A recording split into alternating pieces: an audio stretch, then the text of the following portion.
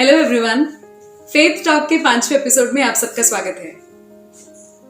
आजकल सब लोग इंग्लिश बोलना चाहते हैं और वो भी तेजी के साथ, that is to speak in English fluently. मेरे इस वीडियो में आज मैं आपको बताऊंगी, कुछ टिप्स आपको दूंगी जिससे आपको इंग्लिश में बात करने में, तेजी के साथ बात करने में कुछ मदद मिले। उसका सबसे पहला चीज जो हमें फॉलो करना है वो है लिसनिंग, यानी कि सुनना। सेकंड कम्स रीडिंग यानी पढ़ना। थर्ड आता है राइटिंग यानी लिखना। And last comes speaking. Listening के बारे में कुछ मैं आपको बताऊंगी। एक एग्जाम्पल देना चाहूंगी। 1 साल या 1.5 साल का बच्चा, उसके फर्स्ट 1.5 years वो क्या करता है? वो सिर्फ सुनता है। क्या आपने कभी भी अपने 1-1.5 साल के 2 साल के बच्चे को ट्यूशन में भेजा है अपने मदर टंग मातृभाषा सीखने के लिए? नहीं, क्योंकि वो ऑटोमेटिकली वो बोल पाता है, क्योंकि उतने साल वो सुन रहा होता है उसके घर पे, वो उसी माहौल में रहता है, तो वो नेचुरली उसका टाइम आने पर वो वही वोकैबुलरीज को, वही वर्ड्स को वो यूज करता है और वो बात कर पाता है। स्टार्टिंग में थोड़ा तोड़ तोड़ के, पर फिर भी ग्रेजुअली बच्चा सेंटेंस बोलना खुद ही सीखता है, हम नहीं सिखाते उन्हें। वैसे ही हमें भी लिसनिंग करना यानी सुनना बहुत ज्यादा जरूरी है। इंग्लिश को सुनना बहुत जरूरी है।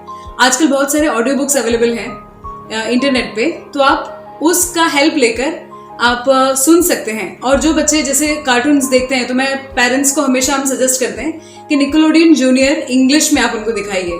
शुरुआत में नहीं समझ में आएगा, शायद 15 दिन, 20 दिन, 1 महीना, 1.5 महीना नहीं समझ में आएगा, लेकिन ग्रेजुअली बच्चे जो होते हैं वो बहुत जल्दी पिकअप कर लेते हैं। तो ग्रेजुअली वो समझ पाएंगे कि कन्वर्सेशन या आपस में क्या ये बातचीत कर रहे हैं। तो सुनना बहुत ज्यादा जरूरी है और एवरीडे आपको 15 मिनट इस एक एक्टिविटी के लिए निकालना होता है, जो कि है सुनना।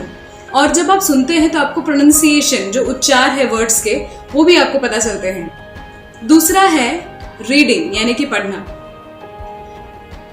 मैं सजेस्ट करूंगी कि आप स्ट्रेसफुल रीडिंग किए बिना प्लेजर रीडिंग करिए। यानी कि आपको जो टॉपिक पसंद है, जो आपका इंटरेस्टिंग टॉपिक है, उसमें बहुत सारे ब्लॉग्स अभी अवेलेबल है इंटरनेट में। तो वो टॉपिक आप सिलेक्ट करिए और उस ब्लॉग को आप रीड करिए।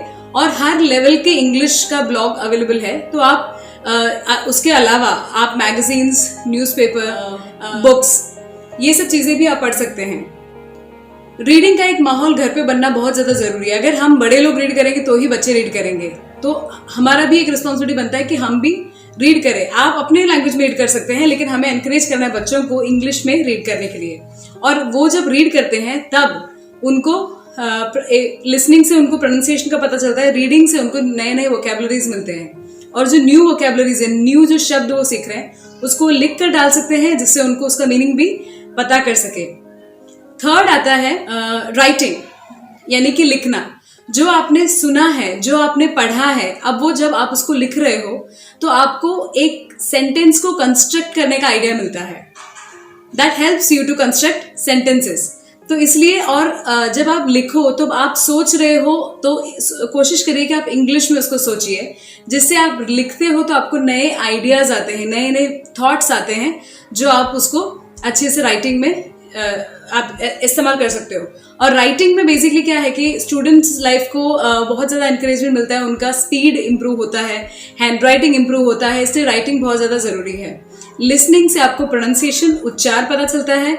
रीडिंग से आपको नए वोकैबुलरीज मिलते हैं। और आप जब इंग्लिश में सोचते हो तो राइटिंग में आपको न्यू कैसे सेंटेंस कंस्ट्रक्ट करना है ये आपको समझ में आता है। और कैसे नए थॉट्स जो आप सोचेंगे अगर इंग्लिश में, तो वो आपको मदद करेगा कि आप अच्छे से इंग्लिश में, final stage come speaking, that is बोलना, इंग्लिश में बोलना। तो ये अगर हम लिसनिंग ना करें, रीडिंग ना करें, राइटिंग ना करें, तो प्लीज एक्सपेक्ट मत करना कि आप कभी बोल पाएंगे।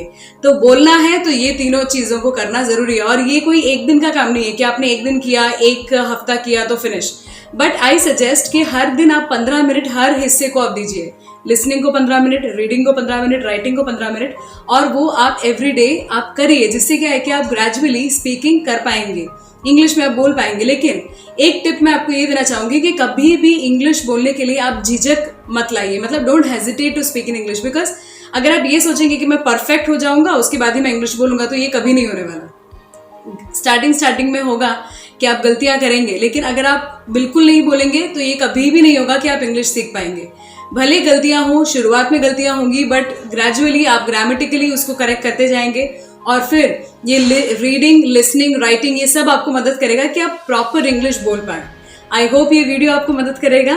Thank you, God bless you.